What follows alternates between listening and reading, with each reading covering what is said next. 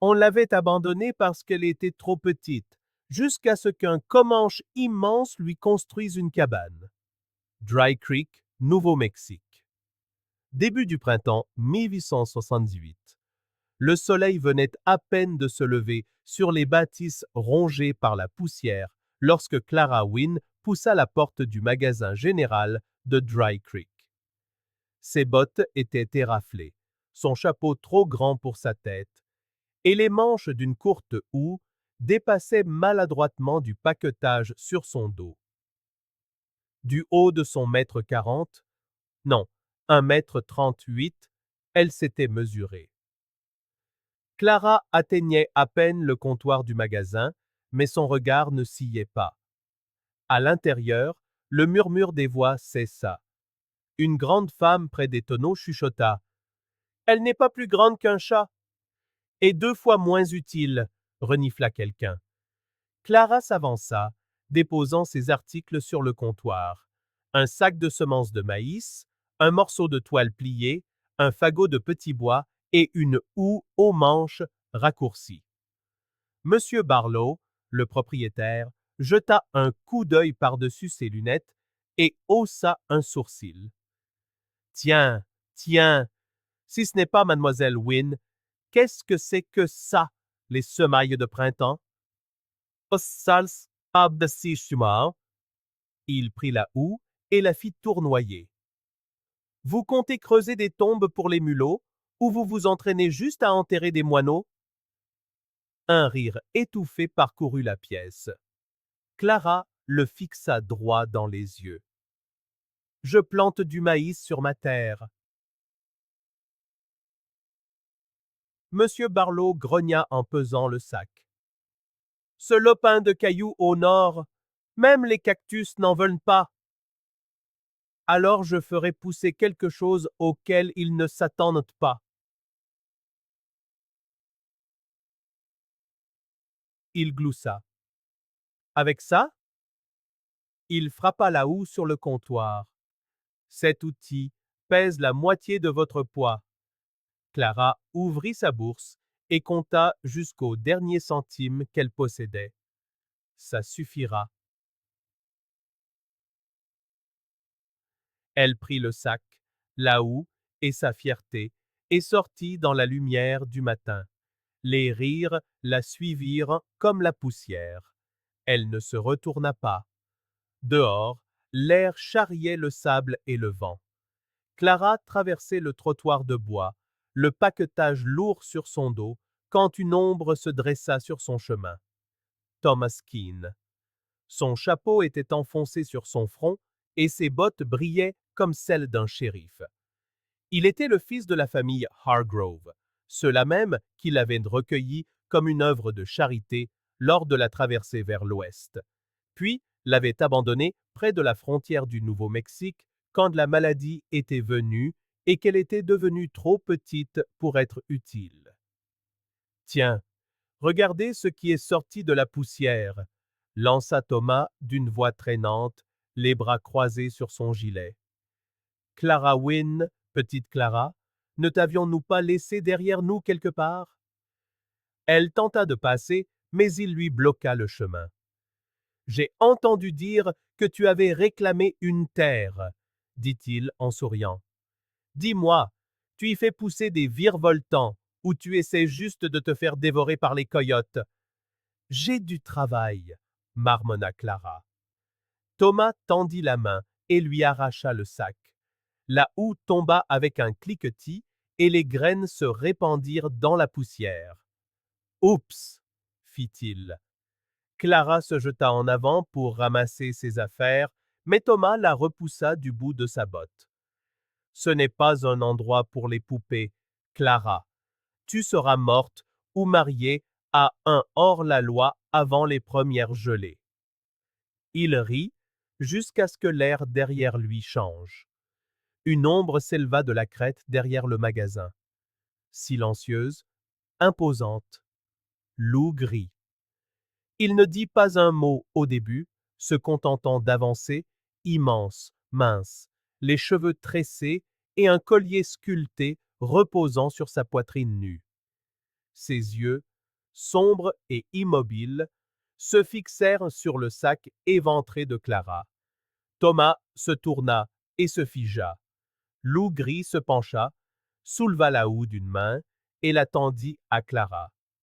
Puis il s'accroupit, ramassant soigneusement le maïs pour le remettre dans le sac déchiré, comme s'il s'agissait de poussière d'or.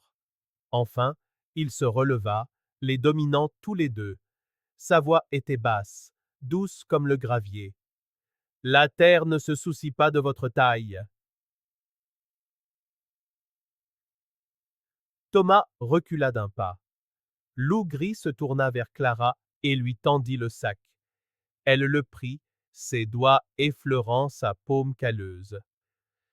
Merci, murmura-t-elle. Il ne répondit pas. Il s'agenouilla une fois de plus, tira quelque chose de la sacoche à sa ceinture et le déposa délicatement à ses pieds. Une unique plume d'aigle liée par une lanière de cuir. Puis, sans un mot, il tourna les talons et repartit vers la crête, ses pas silencieux sur le gravier. Thomas le regarda s'éloigner, la mâchoire serrée. Clara ramassa la plume, les mains encore tremblantes. Elle ne regarda plus Thomas. Elle ajusta le sac, jeta la houe sur son épaule et quitta la ville, les pieds endoloris, le cœur battant, mais la tête plus haute qu'à son arrivée. Derrière elle, les rires s'étaient tus, et bien qu'elle ne connût pas son nom, Clara sentit le poids de quelque chose de nouveau contre ses côtes. Pas seulement une plume, mais la première preuve qu'on l'avait vue et que, peut-être, juste peut-être, on croyait en elle.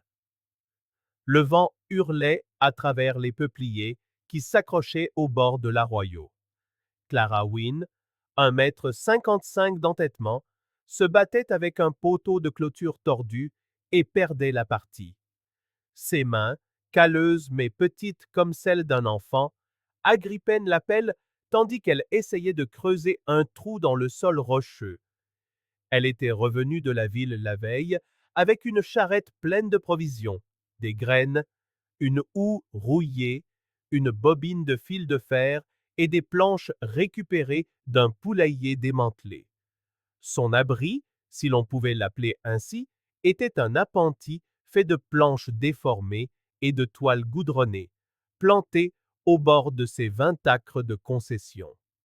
Chaque nuit, le vent griffait les interstices et elle se blottissait sous le patchwork en lambeaux que sa mère avait autrefois cousu avec des robes depuis longtemps disparues. Cette couverture, douce avec le temps, contenait la dernière chaleur de sa famille, emportée par la fièvre dans le Missouri. Tu es petite, Clara, avait dit sa mère un jour, en enroulant cette même couverture autour de ses épaules. Mais le vent soulève ce qu'il n'écrase pas, et toi, ma fille, tu as été faite pour voler. Maintenant, le vent ne faisait que se moquer d'elle. Clara enfonça de nouveau la pelle.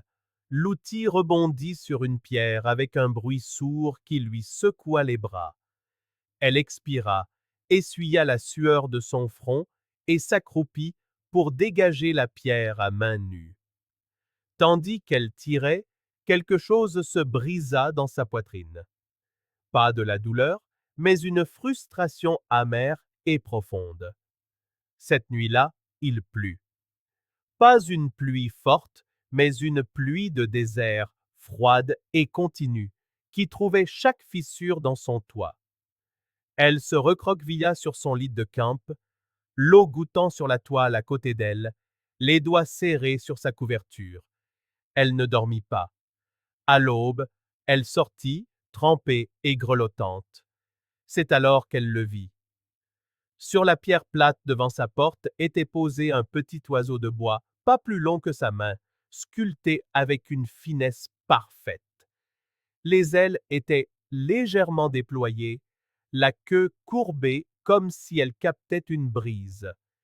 Il était lisse comme un os poli par la rivière, et sous la base, 3 mots simples étaient gravés au fer rouge dans le grain du bois. Je vous ai vu. Le souffle de Clara se coupa. Elle prit l'oiseau, le tenant comme un objet sacré. Le bois était chaud malgré le froid matinal. Elle regarda vers la crête lointaine, celle d'où elle sentait toujours des yeux la fixer, mais ne vit que la brume s'enrouler sur les rochers. Elle ne dit rien. Elle déposa simplement l'oiseau à l'intérieur de son abri et retourna au travail. 3 jours plus tard, le ciel s'assombrit de nouveau. Le tonnerre gronda au loin dans les contreforts. Clara se dépêcha de renforcer l'appentis avec un morceau de toile, grimpant sur une caisse pour en attacher plus solidement le coin. Le vent lui arracha le tissu des mains. La pluie commença à tomber. Elle perdit pied, la caisse glissa et elle bascula lourdement dans la boue. Hébétée, le souffle court, elle leva les yeux et le vit. Il se tenait sous la pluie, une ombre faite chair, grand, les épaules larges, ses cheveux noirs tressés de lanières de cuir rouge. Il se déplaçait avec le silence de la pierre. Sans un mot, il passa à côté d'elle et saisit la bâche qui claquait au vent. D'un seul geste, il l'ancra avec un bout de corde, puis renforça le mur arrière avec du bois empilé. Clara se releva lentement, se tenant le bras. « Pourquoi êtes-vous ici ?» Il ne répondit pas tout de suite. Il se tourna, les yeux sombres comme la nuit, et croisa son regard. « Vous écoutez la terre, dit-il enfin, la voix profonde mais calme. Vous ne la combattez pas. Cela mérite d'être préservé. Elle cligna des yeux, la pluie coulant sur son visage. C'est vous qui avez sculpté l'oiseau? Il hocha la tête une fois. On l'appelle NGQ-THH.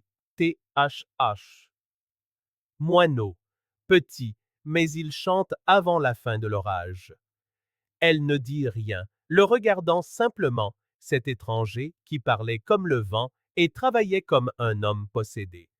Elle entra dans son appentis, revint avec sa gourde et la lui tendit. Il hésita, puis la prit délicatement, but une gorgée mesurée et la lui rendit avec un signe de tête. « Je m'appelle Loup Gris, dit-il. Olé Tskat. Elle offrit son nom en retour. Clara. Un autre signe de tête, puis il se tourna pour partir. Mais avant de disparaître dans la pluie, il s'arrêta. Enfoncez vos racines profondément, Clara Moineau, pour qu'elles ne soient pas emportées. Et puis, il fut parti. Mais l'orage ne semblait plus si cruel. Il lui avait apporté quelque chose. Rien, peut-être. Un commencement. Le soleil du matin filtrait à travers de pâles nuages, tandis que Clara luttait pour planter un autre poteau dans la terre. Ses mains lui faisaient mal depuis la veille, ses doigts à vif malgré les bouts de tissu qu'elle avait enroulés autour. La clôture dépassait à peine sa taille, plus symbolique que fonctionnelle, mais elle marquait quelque chose, sa concession, son effort. C'est alors qu'elle entendit un bruit derrière elle. Ni sabots, ni bottes. Plus doux. Elle se retourna et le vit de nouveau, Loup Gris, portant sur son épaule un paquet de troncs de pin taillés comme s'il ne pesait rien. Il s'arrêta juste avant la ligne de piquet qu'elle avait plantée et inclina la tête vers la section inachevée de la clôture. « Ceci, dit-il, n'est pas solide. » Clara serra la mâchoire. « C'est tout ce que je peux faire. » Il la regarda un instant, puis acquiesça. « Ensemble mieux. » Il laissa tomber les troncs avec un bruit sourd et commença à planter le premier sans attendre sa permission. Clara hésita, puis attrapa son marteau. Côte à côte, ils travaillèrent dans un rythme tacite. Il enfonçait les piquets, elle les calait. Il coupait les traverses, elle mesurait la distance entre elles en utilisant ses propres bras comme guide.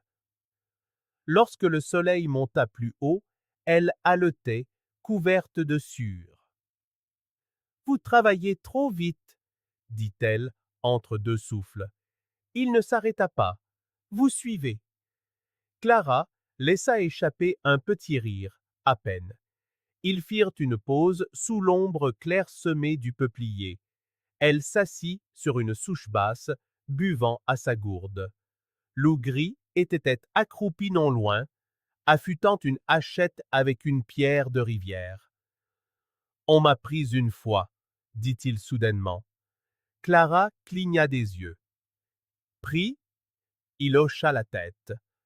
Pensionnat de mission, loin au sud.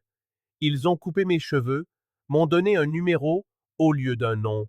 On dit que ma langue était mauvaise, mes dieux mauvais, mes coutumes mauvaises.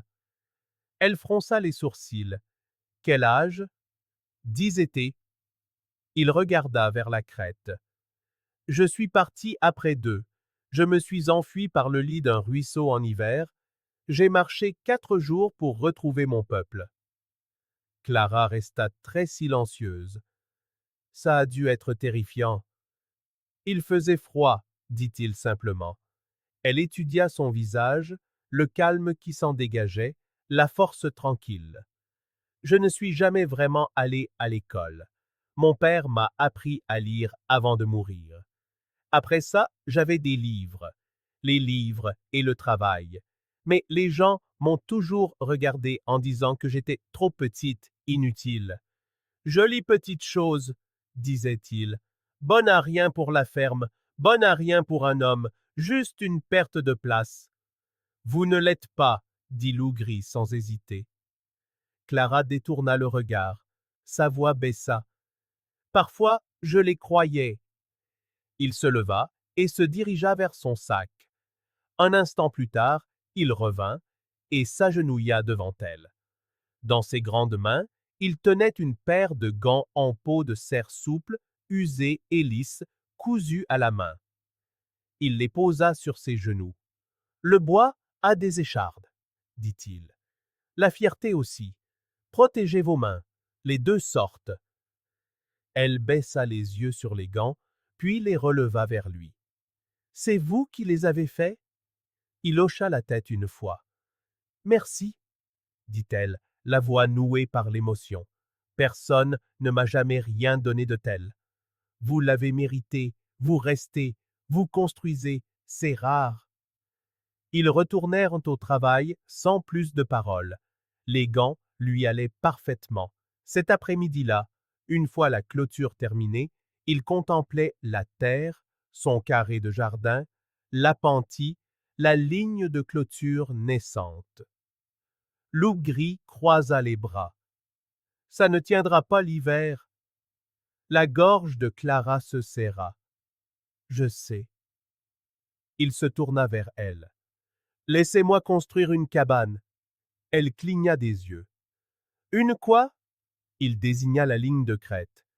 Il y a du bon pain là-haut, solide.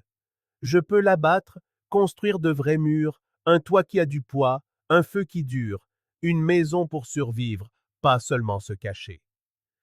Clara sentit son cœur battre la chamade. Vous? Vous voulez me construire une maison? Il acquiesça. Oui. Loup Gris, si les gens en ville l'apprennent, je ne leur demande pas, dit-il, la voix basse mais ferme. Je vous demande à vous. Leurs regards se croisèrent. Le sien était stable, indéchiffrable, mais sincère. Clara déglutit difficilement. Elle regarda son appentis, sa couverture qui séchait sur la corde, ses mains tenant encore les gants. Une maison. Elle le regarda de nouveau. Je vais y réfléchir.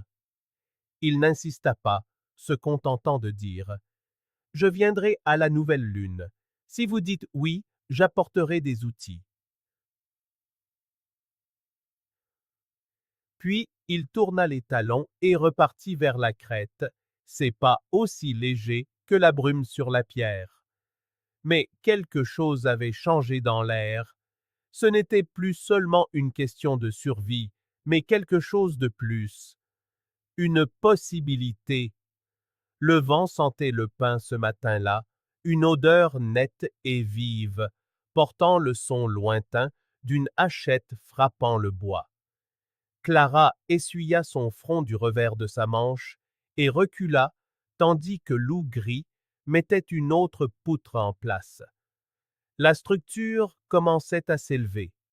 De vrais murs, de vrais angles, une cabane, pas un abri.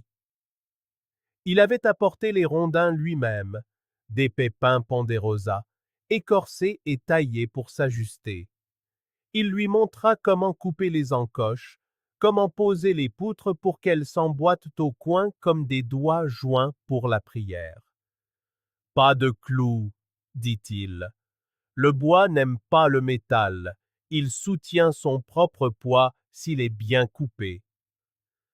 Clara s'émerveillait de la précision de ses mouvements. Il travaillait avec silence et certitude comme un homme parlant une langue que seuls les arbres pouvaient comprendre. Elle essayait de suivre, mesurant, sciant, traînant l'écorce. Ses bras lui faisaient mal, son dos la brûlait, mais elle continuait.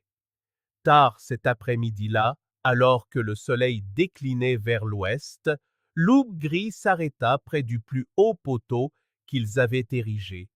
Il sortit son couteau. Clara le regarda, perplexe. Il s'accroupit près de la poutre et commença à sculpter avec des gestes lents et sûrs. Elle s'approcha et vit la forme apparaître. Un oiseau.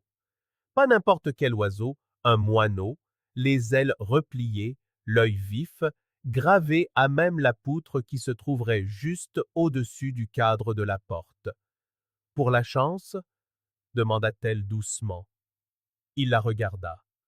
Pour que le toit sache qui vit sous lui. Sa gorge se noua. C'est pour moi? Il hocha la tête. Vous êtes le moineau. Petit ne veut pas dire faible. Le moineau vole quand les autres coulent. Elle tendit la main et traça la sculpture du bout des doigts. Merci. Il recula, puis fit un geste vers la crête. Demain, nous hissons le toit. Mais le toit n'allait pas venir sans ennui. Le lendemain, alors que Clara allait chercher de l'eau à la source, elle vit Amos Long passer à cheval en lisière de sa terre. Il ne fit pas de signe de la main, il ne hocha pas la tête, il se contenta de la fixer, durement, puis il fit demi-tour et repartit vers Dry Creek. Cette nuit-là, Clara ne put dormir. Quand elle se réveilla à l'aube, son souffle visible dans le froid, elle sortit de son vieil appentis et découvrit quelque chose cloué sur le bois usé. Un morceau de toile de jute sur lequel était griffonné au charbon.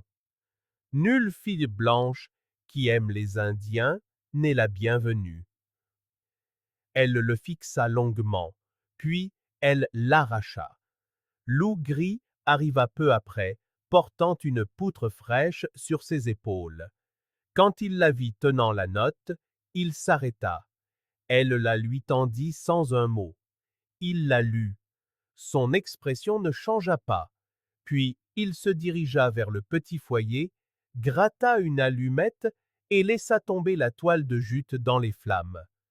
Le feu crépita, la fumée s'enroulant vers le ciel. Il dit: le bois ne demande pas la couleur de la peau. Il demande seulement: quelles mains m'ont construit? Clara regarda la cabane à moitié charpentée, le pin lisse, l'oiseau sculpté dans la poutre. Elle regarda Loup Gris. Je veux la finir, dit-elle. Il hocha la tête une fois. Alors nous le faisons. Et ils retournèrent au travail, martelant le silence pour en faire une force. Il était près de midi quand la poussière commença à s'élever au sud, s'enroulant au-dessus des buissons de mesquite comme la fumée d'un mauvais présage. Clara descendit de la poutre du porche qu'elle était en train de poncer et protégea ses yeux de sa main. 6 cavaliers. En tête, le shérif Beck, son insigne brillant, la moustache raide comme un manche à balai. Derrière lui, les frères Keane, Amos Lang et 3 autres hommes qu'elle ne reconnaissait qu'à leur mine renfrognée. Lou Grise se tenait près du tas de bois, fendant des bûches avec un rythme tranquille. Il s'arrêta à l'approche des chevaux, sa hache toujours à la main, mais abaissée. « Madame Wynne !» appela le shérif Beck, en s'arrêtant à 10 pas de la cabane à moitié construite. « Il faut qu'on parle !» Clara s'avança jusqu'au bord de la clairière, la colonne vertébrale droite, malgré les battements de son cœur. « Qu'y a-t-il, shérif ?» Il jeta un coup d'œil à Lou Gris, puis de nouveau à elle. « On nous a signalé un vol de chevaux au ranch des Jenkins. 4 ont disparu la semaine dernière. Des témoins disent avoir vu un grand Indien chevaucher sur la piste sud.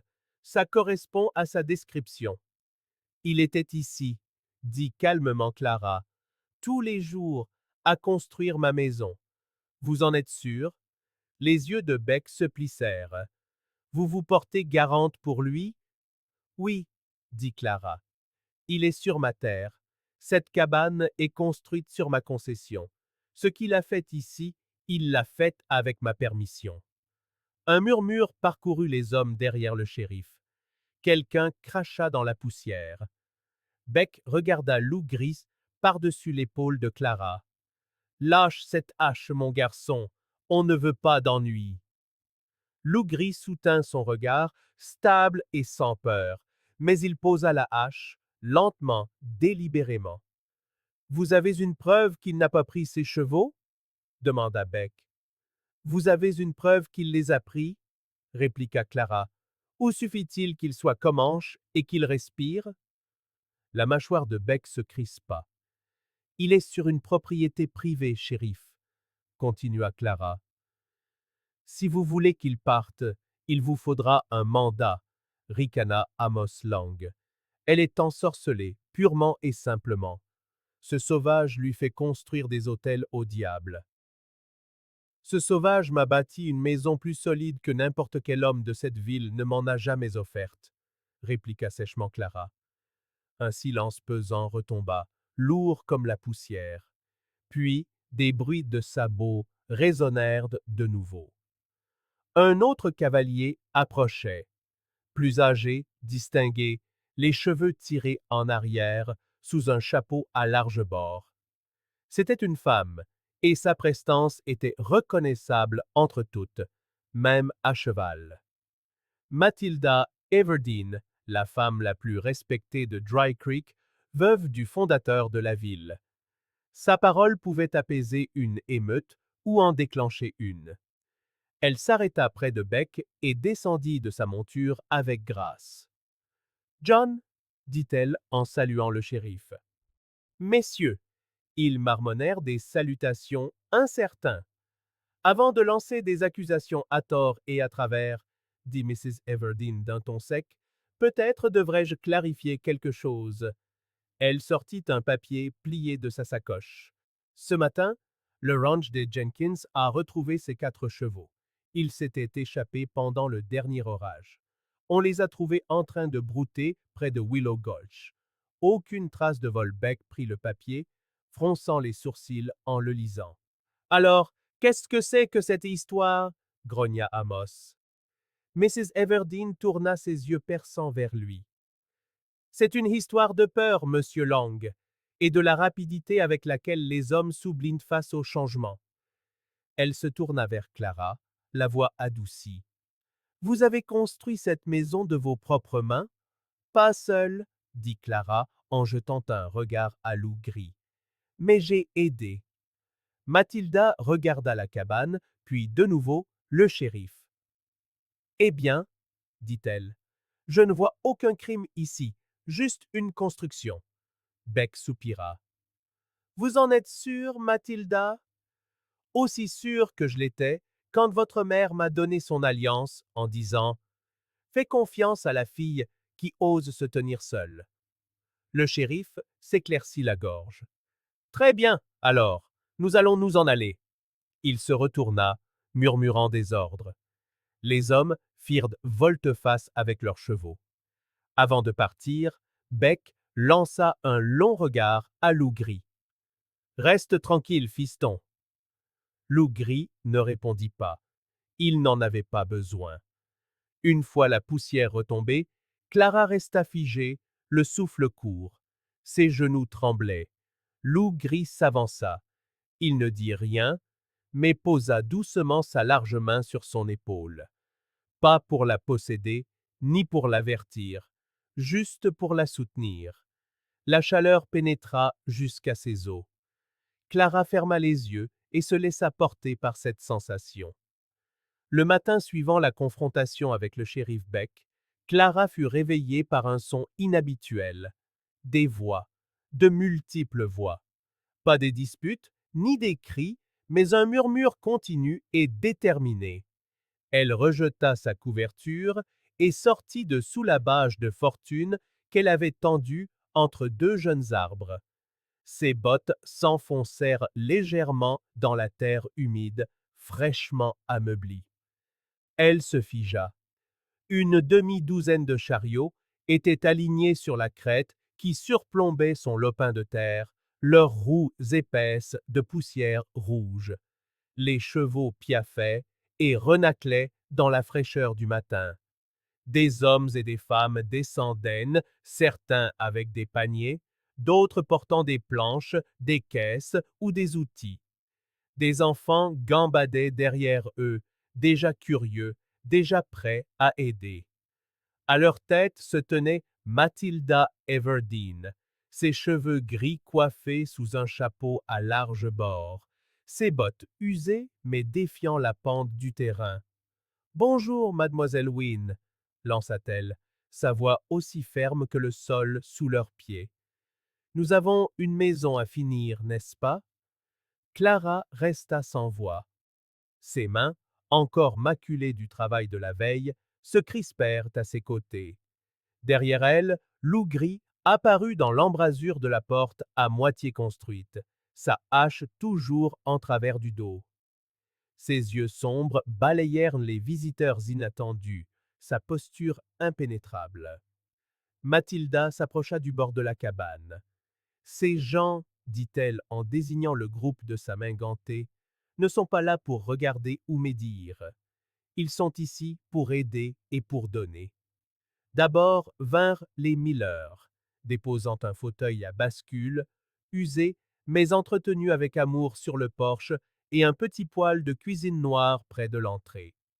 Les frères Cooper suivirent, leurs chariots chargés de vitres, de charnières et d'outils de leur métier. La famille Williams apporta des conserves, de la viande fumée et une lourde courte pointe en laine que Clara reconnut immédiatement comme étant cousue à la main. D'autres suivirent du bois, des clous, des bardeaux, de la nourriture, une hache de rechange et même un sac de grains de café enveloppé dans du papier brun. Un par un, les colons de Dry Creek offrirent ce qu'ils pouvaient, certains leur travail, d'autres des cadeaux. D'autres encore hochèrent simplement la tête, en signe de reconnaissance silencieuse pour quelque chose qu'ils ne pouvaient expliquer. La gorge de Clara se serra. Elle s'était préparée à être seule, à être la risée de tous, à faire l'objet de messes basses. Elle ne s'était pas préparée à cela. Elle jeta un regard de côté à Loup Gris. Son visage restait indéchiffrable, mais sa posture s'était adoucie. Ses mains, toujours si immobiles, s'ouvrirent légèrement, comme pour accepter cette offrande de gens en qui il n'avait aucune raison d'avoir confiance. Et puis, ils commencèrent. Toute la matinée, la vallée résonna du bruit des outils et des conversations. Clara se déplaçait parmi eux, aidant là où elle le pouvait, portant des bardeaux sur le toit, lissant un mélange de boue et de paille entre les rondins, allant chercher des clous avec des mains nues depuis longtemps habituées aux échardes. Lou Gris travaillait aux côtés des Cooper, soulevant des poutres avec une force qui réduisait les autres au silence. Il taillait des emboîtements, vérifiait les angles à l'œil nu et découpait des encoches si nettes qu'elles s'assemblaient sans le moindre ajustement. Sa présence, autrefois source de méfiance, ancrait désormais le travail dans quelque chose de solide et de durable. En fin d'après-midi, le toit était terminé. La lumière du soleil se brisait sur les nouvelles vitres, projetant des rubans d'or à l'intérieur de la pièce unique. Le poêle était installé, sa cheminée laissant déjà échapper un filet de fumée d'essai dans la brise. Les portes étaient droites. Le sol était balayé. Clara se tenait au centre de la cabane, non, de la maison, et se tourna lentement. Elle était plus grande qu'elle ne l'avait imaginé, plus chaleureuse, plus réelle. Elle entendit des pas derrière elle et se retourna. Lou Gris s'approchait de la porte, un petit paquet enveloppé dans une peau de dame douce et vieillie entre ses mains. « Pour vous », dit-il simplement. Clara s'avança, défit le lien et ouvrit le tissu. À l'intérieur se trouvait un bracelet en argent. La pierre incrustée était une turquoise polie par le temps et les caresses. De petits symboles étaient gravés dans le métal. Des nuages, du vent et un oiseau unique saisi en plein vol. Il ne brillait pas de luxe, mais d'histoire. Il appartenait à ma femme, dit Lou Gris, sa voix basse, pleine de respect. Elle l'a porté jusqu'à ce que la fièvre l'emporte. Les doigts de Clara hésitèrent. Je ne peux pas accepter cela. C'est trop précieux. Ce n'est pas vous qui le prenez, dit-il. C'est lui qui vous trouve. Il vous a choisi. Sa poitrine se gonfla d'un sentiment qui ressemblait à une inspiration, après des années à retenir son souffle. Lentement, elle glissa le bracelet à son poignet. Il lui allait parfaitement, ni trop lâche, ni trop serré, comme s'il avait toujours été là. Les autres finirent de planter les derniers clous et commencèrent à charger leurs chariots. Le soleil déclinait vers les collines, jetant de longues ombres sur l'herbe. Un par un, les voisins partirent, laissant derrière eux des cadeaux, des poignées de main et des promesses de revenir, prononcées à voix basse. Mrs. Everdeen fut la dernière à partir. « Vous avez créé quelque chose de réel ici, » dit-elle, les yeux fixés sur Clara, puis elle se tourna vers Lou Gris. « Et vous avez tenu votre promesse. » Il inclina légèrement la tête, un geste empreint de plus de gravité que n'importe quel mot. Quand le silence revint sur les contreforts, Clara s'assit sur la marche du porche. Le bracelet captait les dernières lueurs du jour et, à côté d'elle, Lou Gris regardait le soleil descendre. Pour la première fois depuis son arrivée à Dry Creek, Clara ne se demandait pas où elle pourrait aller. Elle était déjà chez elle. La pleine lune se coucha et la lumière de l'aube se glissa sur les contreforts. Lou Gris se tenait devant la cabane de Clara, l'air matinal calme et plein d'attente. Dans sa main, le bracelet d'argent scintillait, promesse et question à la fois. « Je dois partir, » dit-il doucement, la voix assurée. « Le conseil doit savoir qui vous êtes et pourquoi vous êtes importante. Je pars maintenant. Si dans 7 jours vous portez encore ce bracelet, alors nous recommencerons. » Clara déglutit, la gorge nouée par l'espoir. Elle leva la main, ajustant le bracelet de turquoise à son poignet. « Je le porterai, » dit-elle sans hésitation, d'une voix calme malgré les tremblements de son cœur.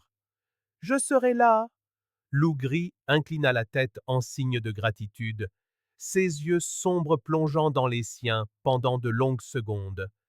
Il monta sur son cheval, se tourna une dernière fois pour lui faire face, et partit vers le nord, dans le soleil levant. Un silence tomba sur la cabane après son départ, une absence qui résonnait plus profondément que les mots. Clara entra et toucha le cadre de la porte en bois, marqué de l'empreinte de sa paume. Il semblait encore chaud, c'était la force. Le lendemain, Clara se rendit à Dry Creek et chercha le révérend Miller dans la petite église blanche nichée derrière le magasin général. Le soleil filtrait à travers les vitraux et des grains de poussière dansaient dans les airs. Révérend, commença-t-elle prudemment, j'ai besoin de votre aide. Il leva les yeux de son bureau, ses lunettes perchées sur l'arête de son nez. Mademoiselle Wynne, qu'est-ce qui vous tourmente? Elle déglutit. Loupe Grise est revenue du conseil ce matin. Nous... Elle s'interrompit. Sa voix se brisa. Nous souhaitons nous marier. Son visage se fit sévère. Il retira ses lunettes et soupira lourdement. Clara, je ne peux pas officier cette union. C'est peu conventionnel. Je crains que cela ne scandalise la paroisse. Mon devoir est de respecter nos traditions. Des larmes lui piquèrent les yeux. Je comprends. Il hésita. Je prie pour que vous trouviez une solution. Clara inclina la tête et partit, sa dignité intacte malgré la douleur. Dehors, elle trouva Mrs. Everdeen balayant le porche du magasin général. La vieille dame leva les yeux et lui offrit un doux sourire. Mrs. Everdeen, dit Clara avec hésitation, je vais épouser Loup Gris. Le révérend Miller a refusé. J'espérais. Pourriez-vous... La vieille femme s'interrompit, puis posa son balai. Mon enfant, j'ai aidé à bâtir plus d'une frontière. Si personne d'autre ne veut défendre l'amour, je le ferai. Clara cligna des yeux, stupéfaite. Vous le feriez? Mrs. Everdeen hocha la tête avec assurance. Je le ferai. Si vous portez son bracelet pendant 7 jours, je serai à vos côtés. La gratitude de Clara déborda. Merci. Chaque jour, Clara se levait avant l'aube. Elle travaillait dans le jardin de la cabane, s'occupant des jeunes plants de maïs et de courges, son bracelet scintillant dans la poussière de la terre. Son cœur était empli à la fois de désir et d'attente. À l'aube du 7e jour, Loup Gris revint. Son cheval remonta le chemin accidenté menant à la cabane. Clara se tenait sur le porche, le bracelet d'argent toujours à son poignet, le seul changement dans sa vie. Il descendit lentement de sa monture, s'approchant sans hésiter. Elle sentit le monde s'arrêter. « Il est toujours là, » murmura-t-il. Elle tendit le bras. « Il est à moi. » Il fixa son regard sur elle, des yeux profonds comme des eaux sombres. Puis, sans cérémonie, il la prit dans ses bras. Ils montèrent la pente rocheuse derrière la cabane. Loup Gris la conduisit jusqu'à un rocher plat dominant les contreforts. Le vent chuchotait dans les aiguilles de pin. Il s'agenouilla, sortant délicatement une pochette de sa ceinture. À l'intérieur, un petit ballot de peinture sacrée et de plumes. « Cérémonie Comanche », expliqua-t-il. Il traça 2 lignes sur sa joue, d'argile rouge pour la vie, de suie noire pour la protection, puis fit de même pour lui. Ils échangèrent des colliers tressés de tendons et d'os. Il prononça des promesses dans sa langue sur le fait de marcher ensemble, d'honorer la terre, le ciel et l'autre. Clara répéta, maladroitement mais avec ferveur. À la fin, Loup Gris leva le bras vers le ciel. Que tous les esprits en soient témoins. Ils se touchèrent de le front, un vœu silencieux échangé sous le regard attentif du ciel. À midi, ils entrèrent bras dessus bras dessous dans Dry Creek. Les habitants se turent à leur passage. Certains observaient derrière leurs rideaux, D'autres hochaient la tête avec respect. Mrs. Everdeen les attendait sur le seuil de sa maison. À l'intérieur, la pièce était modestement décorée. Des fleurs sauvages, des chaises en demi-cercle, un petit pupitre en bois. Clara se tenait à côté de Lou Gris. Mrs. Everdeen lut à voix haute. Les lois du territoire, des mots d'amour, d'acceptation et de partenariat durable. Bien que le révérend ait refusé sa bénédiction, la vieille veuve pionnière parla avec son cœur, évoquant le courage, la justice et l'unité qu'ils avaient bâtis. Après ces mots, Mrs. Everdeen leur prit les mains. Je vous déclare maintenant mariés, par l'alliance de la vérité, du courage et de l'amour. Les yeux de Clara brillèrent de larmes. Elle serra Mrs. Everdeen dans ses bras. Puis Lou Gris lui prit les mains. Le crépuscule les trouva sur le porche de la cabane. La dernière lumière pulsait sur la vitre et les planches fraîchement clouées. À l'intérieur, le souper cuisait sur le poêle. Dehors, l'air se rafraîchissait, empli d'odeurs de pain et de terre. Clara s'appuya contre lui, son bracelet argenté se détachant sur son manteau sombre. Elle murmura « J'étais petite, autrefois, trop petite pour eux. Mais maintenant, j'ai un foyer, construit par quelqu'un qui voit la force dans cette petitesse. » Lou Gris se tourna vers elle, le clair de lune se reflétant dans ses yeux. Il effleura du doigt la turquoise du bracelet. Vous avez montré votre valeur, pierre par pierre, choix après choix. Vous n'êtes plus petite, vous êtes mon égale, ma famille. Un silence, plein et profond, pulsa entre eux. Une douce brise fit frémir les aiguilles de pin. Un hibou ulula depuis la crête. Leur avenir était incertain. Des tempêtes viendraient, des rumeurs naîtraient, mais ils se reposaient dans cet instant.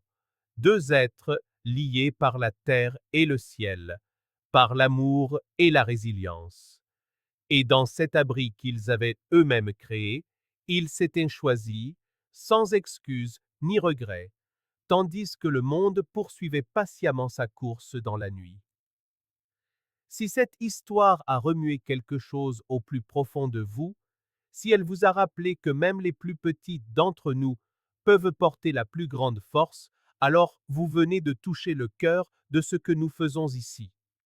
Chez Histoire d'amour du Far West, nous vous racontons des récits d'amour impossible, de résilience farouche et de ces instants discrets qui changent tout. Des histoires où l'honneur réside dans des mains calleuses et où l'amour défie les lois de la frontière. Alors, si le voyage de Clara et Lou Gris a compté pour vous, ne le laissez pas s'arrêter là. Abonnez-vous, rejoignez notre communauté grandissante et préparez-vous pour la prochaine aventure inoubliable. Car ici, dans le Far West, l'amour est peut-être rare, mais quand il arrive, il construit quelque chose que même le temps ne peut détruire.